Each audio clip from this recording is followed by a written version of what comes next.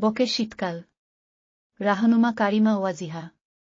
একদিন মিস্টার বক মাছ ধরতে গেল, কিন্তু বক যখন পানিতে নিজের ঠোঁটটা রাখল সে অনেক জোরে ব্যথা পেল। বক তখন বলল, ইস, কি জোরে ব্যথাটা লাগলো, কিন্তু বুঝলাম না, পানির উপর কাচের মতো এগুলো কি? বক কেন এই কথা বলল? তার কারণ এখন শীতকাল। কিন্তু বক সেটা জানত না। বক ভাবল মানুষরা নদীতে কাচ লাগিয়েছে। বক বলল, ধ্যাত, উপর থেকে কাশ পড়ছে আর নদীতেও মানুষ কাচ লাগিয়েছে। মানুষরা তো পশু পাখিদের নিয়ে কিছুই ভাবে না। না, এভাবে হাল ছেড়ে দিলে হবে না, আর একটু চেষ্টা করি, দেখি কি হয়।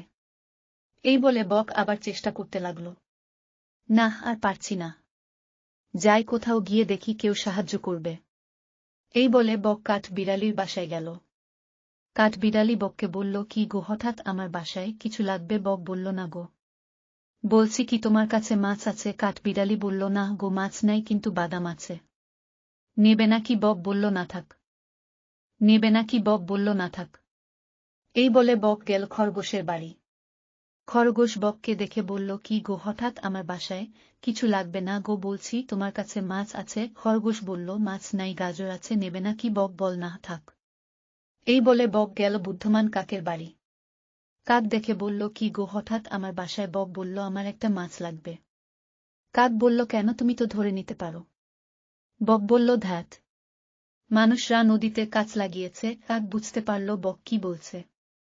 কাক বলল, চল তো দেখি। এই বলে দুইজন গেল বকের বাসায়। কাক দেখল আর হাসল।